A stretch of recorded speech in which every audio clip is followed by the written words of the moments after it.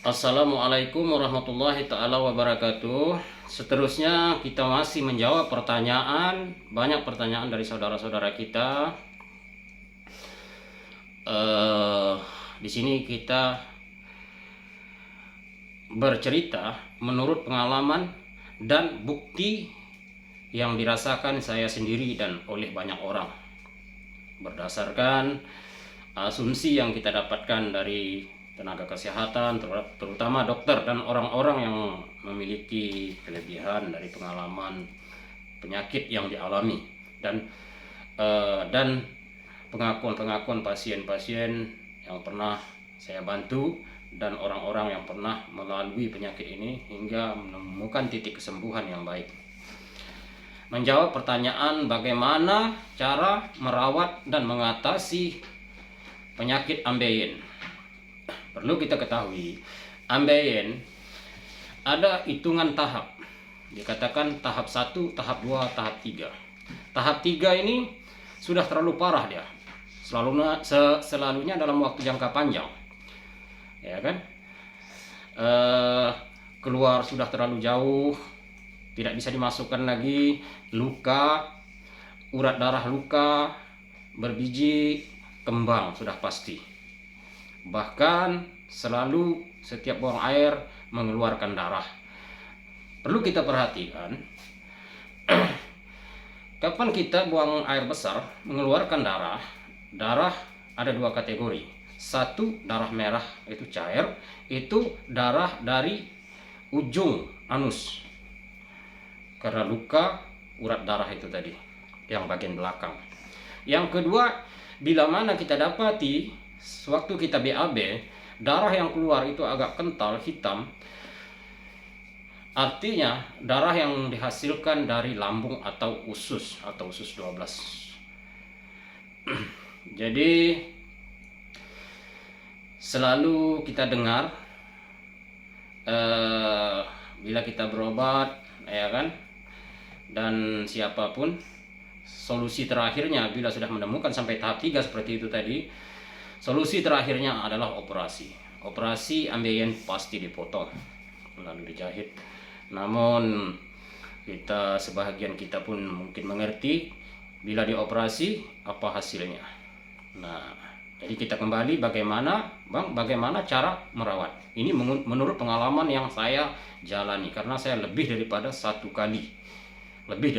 kali saya mengalami.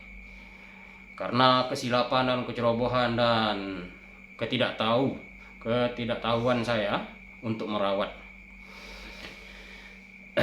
Pertama, kita kembali cara merawatnya dengan pola makan hidup sehat.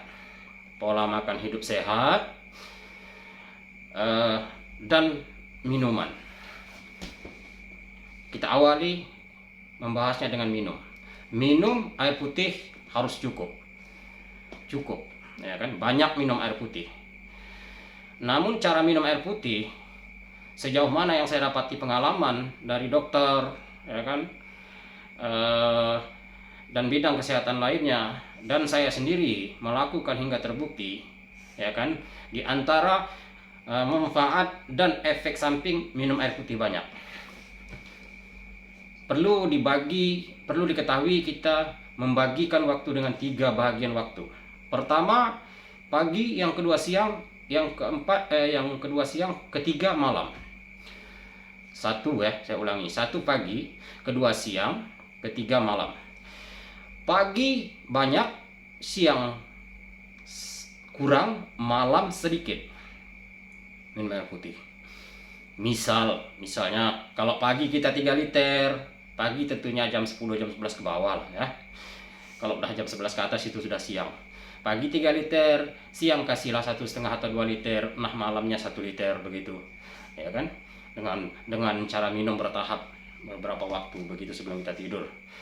Karena apa? Sebaik-baiknya keringat mengeluarkan keringat di waktu pagi. Baik itu keringat kita jogging, kita aktivitas, kita berjemur, dari kita menikmati udara pagi hingga berjemur, baik itu kita jogging, olahraga, dan lain sebagainya, atau ada kegiatan. Sebaik-baiknya keringat. yang keluar. Nah, dengan kita banyak mengkonsumsi air putih pagi, tentunya kita mesti banyak juga mengeluarkan air kecil dan banyak juga mengeluarkan keringat pagi. Nah, yang kedua, siang. Kenapa siang kita perlu kurang? Karena siang kalau terlalu banyak kita minum air putih siang, ya kan, terlalu berlebihan. Karena perut kita mungkin sudah banyak isi, sebagian orang dari minuman apa, makanan apa, ya kan. Sementara sedangkan perut ada pembagiannya, lambung kita ada pembagiannya, sekian makanan, sekian air, sekian oksigen.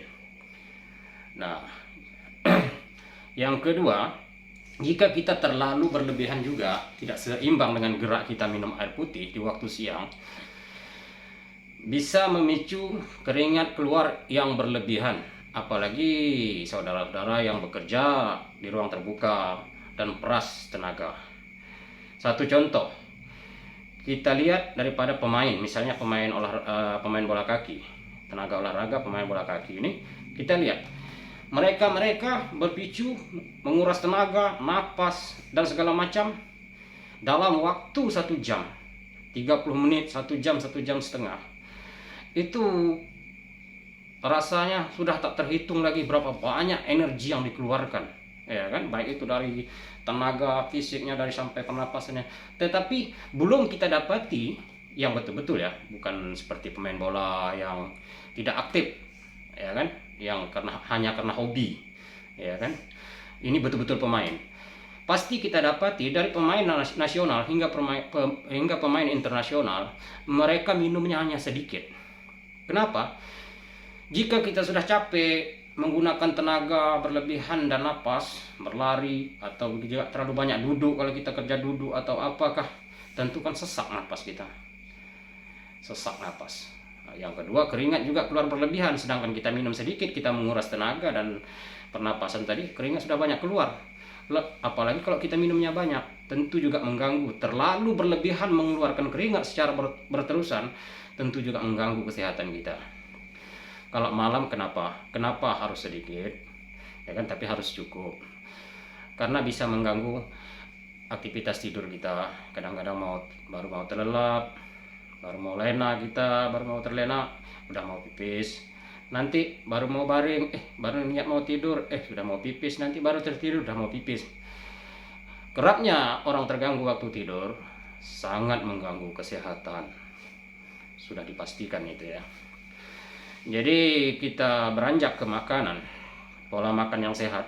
Kita harus memilih di setiap harinya 1 buah, yang kedua sayuran yang kaya akan serat. Satu contoh buah, buah naga, buah alpukat, ya, pepaya, pisang. Nah, tapi kalau pisang, sebaik-baiknya pisang jangan yang baru masak 1-2 hari. Itu asamnya masih tinggi, apalagi kalau orang mengalami asam lambung, itu tidak baik karena dia masih kenyal, masih lendirnya masih banyak. Mungkin biarlah 3-4 hari mendatang masaknya sudah selama 3-4 hari, kulitnya kira-kira udah mau hancur itu kan, kalau ditarik kayak mau putus, ya kan. Nah, itu pun manisnya makin, kalau masak pisang itu tuanya bagus, nah, itu manisnya makin kuat. Dia kan kurang kenyalnya, lembek dia, asamnya pun sudah berkurang. Kalau sayur, satu contoh, sayur bayam, daun ubi, ya kan begitu. Kalau yang bisa makan itu daun pepaya direbus, ya kan. Kalau kacang panjang direbus. Nah, begitu. Direbus.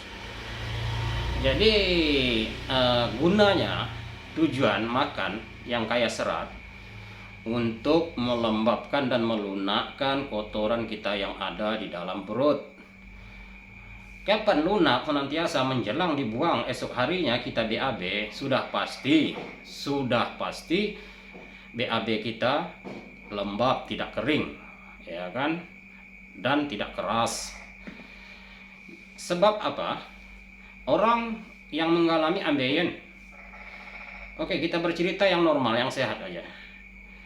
Bagaimana kalau saudara-saudara waktu BAB keras, sakit kan, bahkan rasa ketarik punggung pinggang kalau terlalu keras. Nah, karena orang yang mengalami ambeien, jangankan dia BAB-nya yang keras, sedangkan yang biasa-biasa aja, yang normal, terasa sakitnya. Sangat terasa sakitnya.